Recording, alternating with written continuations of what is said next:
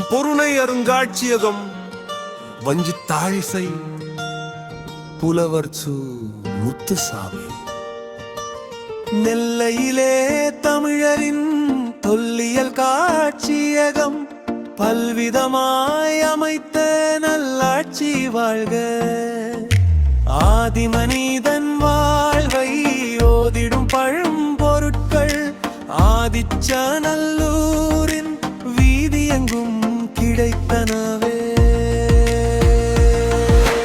முதுமக்கள் தாழிகளும் முதுபெருமும் குடுவைகளும் புதுமையான ஓடுகளும் பதுமைகளும் கிடைத்தனவே. கொற்கை சிவகலையில் கற்கால கருவிகளும் பொற்காசும் மூலோகமும் நற்றமிழை செப்பினவே. பொருணை நதியோரம் பெருமையுற்றிருங்க அருமை மீது நாகரிக பொருணையெல்லாம் கண்டிடுவோம்.